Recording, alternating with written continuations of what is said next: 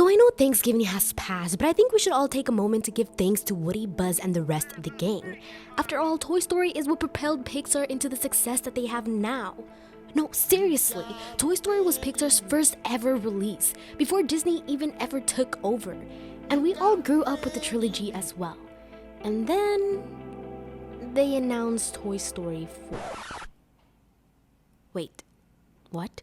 Did you expect me to completely trash this movie? Nope.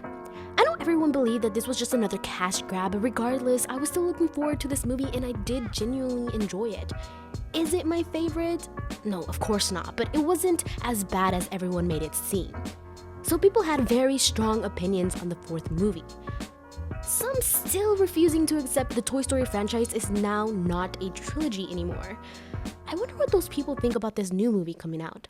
If you're one of those people, tell your horses to stop the carriage before you criticize this movie and say it's a cash grab, which, to be fair, anything out of a big company probably is.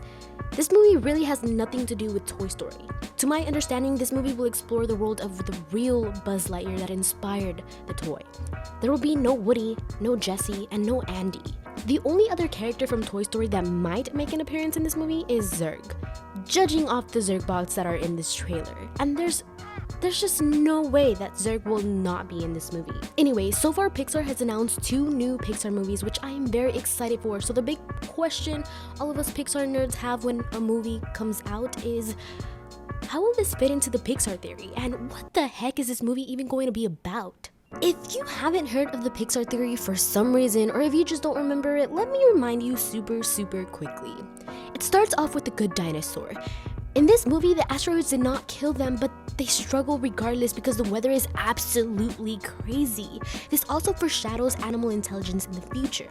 But because the weather is super crazy, they die off either way. The next one in our timeline is Brave, millions of years later. And here is where we get introduced to the Will-O-the-Wisp, and the Will-O-the-Wisp lead Merida to the witch, the witch changes her fate. Then later on, we jump to The Incredibles in the 1960s. Some people believe 1950s, but I think it's 1960s. And here, superheroes might have been created by the government, according to the Pixar theory.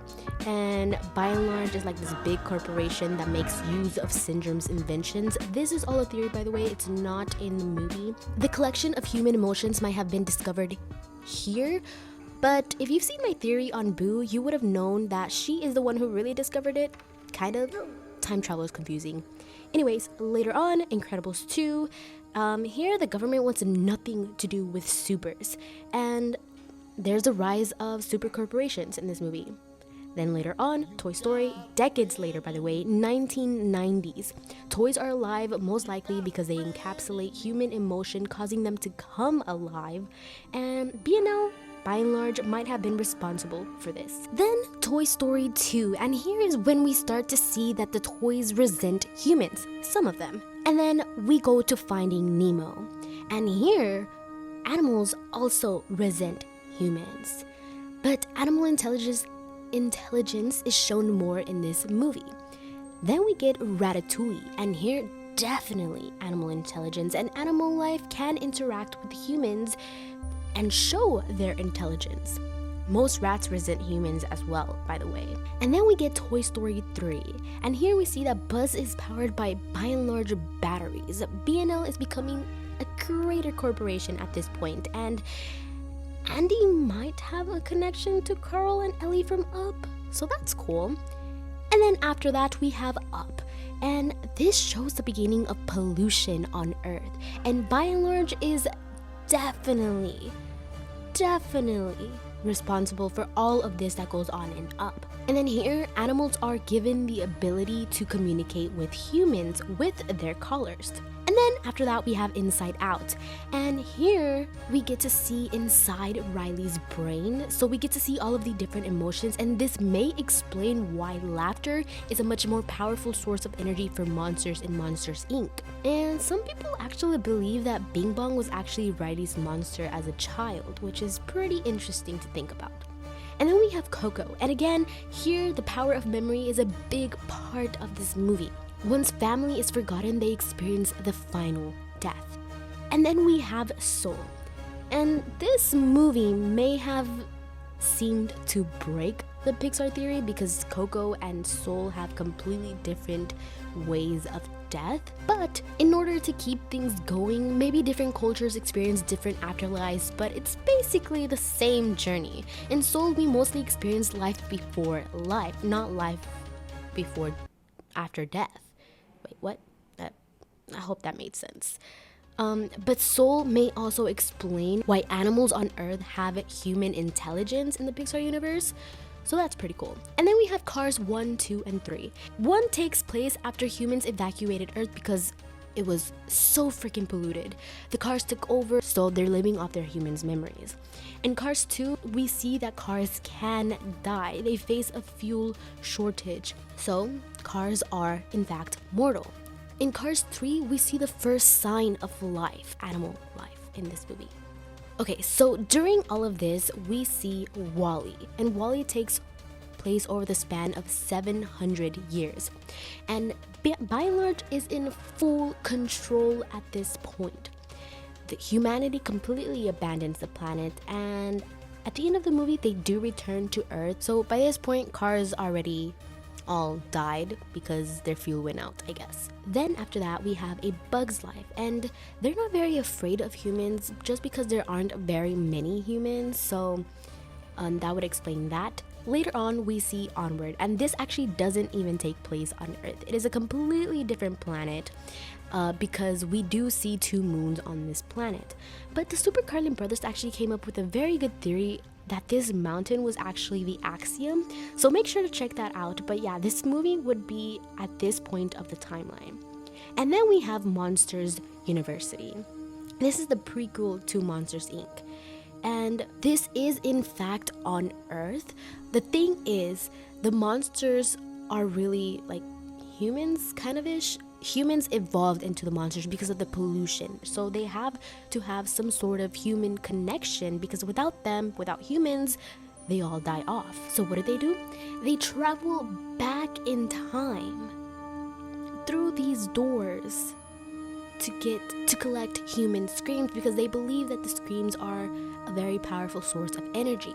But later on in the movie, as we all know, the greatest source of energy is laughter, so then they start collecting that.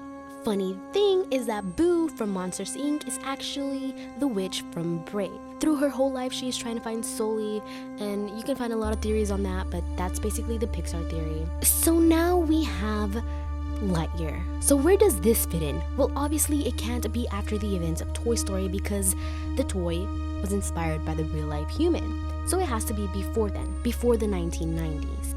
But it wouldn't take place before the moon landing, so that took place in 1969. So it had to be before 1969 and the 1990s. So really anywhere between The Incredibles and the first Toy Story, which would make perfect sense, because if we see in Toy Story, the technology isn't really that advanced, but in The Incredibles, the technology is crazy.